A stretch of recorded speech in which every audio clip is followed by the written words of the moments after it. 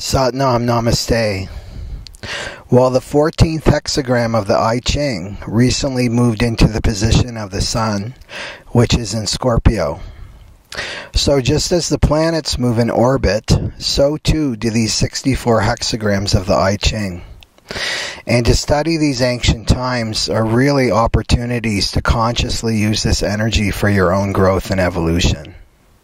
You know that old saying, don't push the river? It applies now more than ever. So this evolutionary energy is really about a deep purification of the unconscious mind, releasing what's not you, letting go of what's no longer serving you, whether that's negative addictions, negative habits, and letting go of all illusions of separation. So you can be experiencing a lot of issues around survival this week, more than usual. Thoughts like, I need more money, I need to feel secure on the material plane, I need a relationship so that I can feel secure, I need something out of myself to feel secure. And this can be experienced as mental anxiety, free-floating fear, just an inability to relax and trust. So you need to understand that the time that we're in right now is about becoming free. And it's freedom from the known. Freedom from the known. So the known is what has come before, which exists only in the mind. So the mind can only take you to the past or project the past onto the future. This mind is what wants security. The self, the higher self, is secure in itself because it knows, if there's such a thing, I'm using words here which are very limited.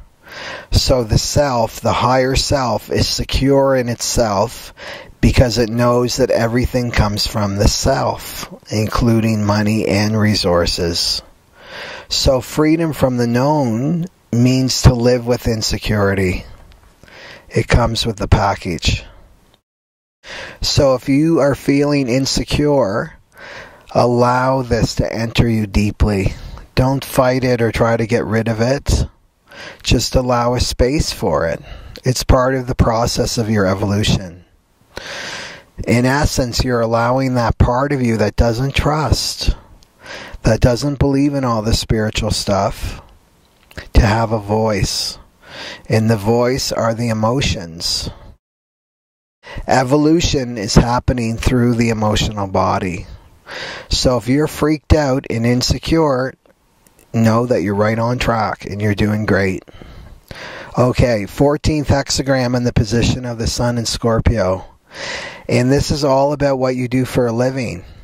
Most people on the planet do not enjoy the work that they do. And they send out a low frequency of frustration out into the fields of human consciousness. So in truth, we are designed to enjoy our work. We are designed to love what we do. Now watch your ego when I say these words. You are designed to love your work. The ego is going to pipe in and say, yeah, right, maybe in your world, I got this bill, that bill. It's not realistic. Everyone I know doesn't like their job. It's just something you have to do to pay your bills. So the frequency of these words that are coming from the ego mind is fear, but more specifically, compromise. Compromise is giving up on your dreams.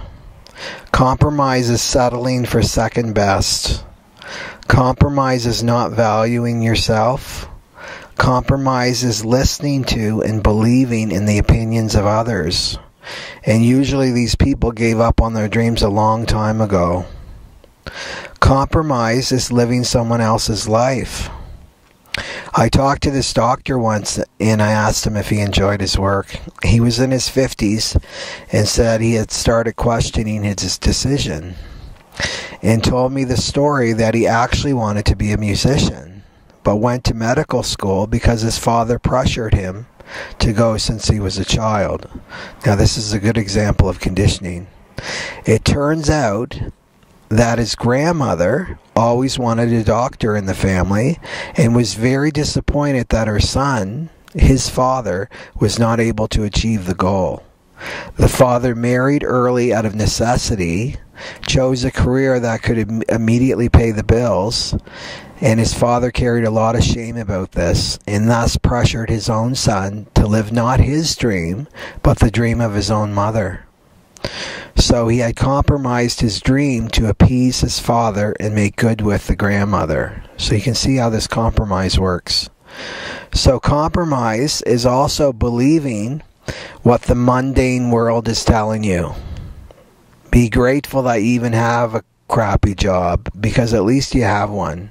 There are other people that don't, right? Look at the unemployment rate. The truth is that this mundane world is spiritually sick. It's like we live in a hospital, and Earth is the hospital plane. If you want to be spiritually well, don't listen to this low-frequency nonsense.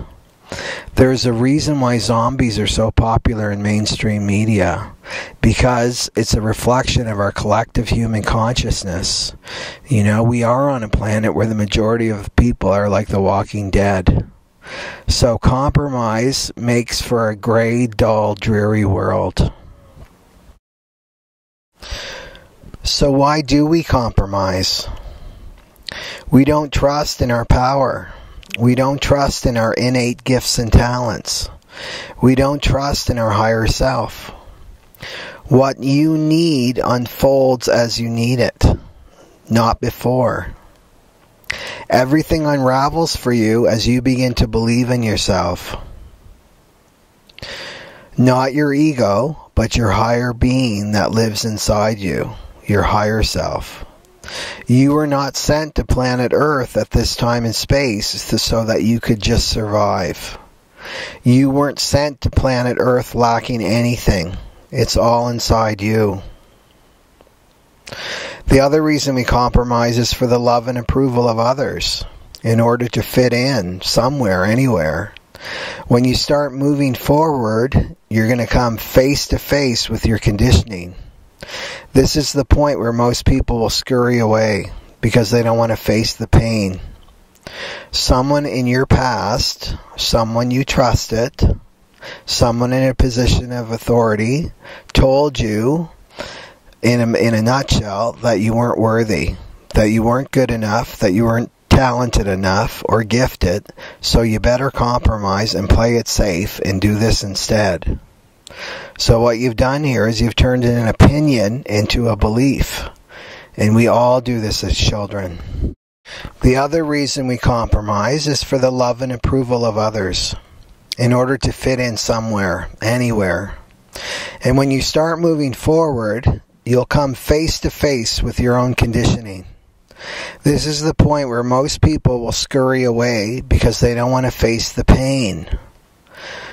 Someone in your past, someone you trusted, someone in a position of authority basically told you that you weren't worthy, that you weren't good enough, and that you weren't talented or gifted enough, so you better compromise and play it safe and do this instead. So what you've done here is you've turned an opinion into a belief, which we all do as children. Compromising is playing small because of a fear of failure. You would think so, but no, it's actually a fear of success. Because when you're successful, you need to walk away from the expectations of others. Right? The expectations of your religion, the expectations of your culture, the expectations of your society. You know, Carolyn Myss says people always get angry when you change their plans for your life. Now, the 14th hexagram is also about prosperity. So compromise can affect your prosperity. You, in a sense, become neutered because you're not releasing your full potential into the world. Compromise diminishes your radiance as a soul. It steals 3 feet from your aura, so you have no vibrancy. So you don't have the power to manifest. You can't manifest happiness, fulfillment, or satisfaction. And you're continually attracting negative forces to you. So compromise is also compensating by the need to prove yourself, needing to know that you're special. But this is not enough, because deep down you know the truth that you're not living up to your highest potential in this lifetime. So compromise can make you a slave in the workplace. Now remember, only you and you alone know if you're compromising, if you are living your full potential in this lifetime or not. Okay, so what to do? Because this video is not about being a downer, it's about empowerment. So what to do? The 14th hexagram is also connected to the small intestine, which is about discernment. It's a place of processing within the human body, sifting through what to keep and what to let go of. So reclaim your dreams. Reflect on all the times you compromised your dreams. You know, you put yourself in this predicament. You're not a victim. And you can get out of it by shifting your frequency. The Aquarian Age is about taking responsibility for your consciousness. So it doesn't necessarily mean that you run out today or this week and quit your job. It means holding on to your dreams and knowing that this job is a stepping stone. So it's not what you do, it's how you do it. So infuse your work, right, whatever you're doing, with enjoyment and enthusiasm. And this in turn will raise your vibrational frequency, which expands your aura, and this will draw positive forces towards you. And you'll begin to see your reality start to shift. Ask yourself the tough questions. Am I fulfilled in this job? Do I feel that I'm living to my highest potential in this lifetime? Am I living someone else's dream? Now watch the duality of the mind, because that's what the mind's all about. So whenever there's a yes, there's also going to be a no when it comes from the mind. So trust your feelings and don't allow your mind to talk you out of your feelings. Your feelings will not lie to you, but your mind will. Okay, and the opposite side of the pole is the 8th hexagram, is in the sign of Taurus in the position of Earth. So you ground this energy by being yourself, by valuing yourself. Taurus is rooted to the earth. Mother Earth is here, right, with her own heartbeat that we can attune ourselves to, which can give us that immediate sense of belonging and experiencing our interconnectedness to all that is. So be peaceful by slowing down. The paradox is, as you slow down, your frequency rises. So the paradox is, as you slow down, your frequency rises. So there's no rush to get anywhere. It's all here in this present moment. So ask yourself, what brings you peace? What gives you comfort?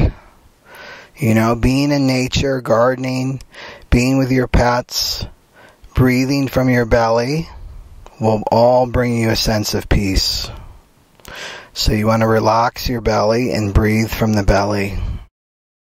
And personally, I'm experiencing more and more that the frequency of truth is musical in nature. Truth sounds like music to me. And the earth and all the beings are singing to us if we care to listen.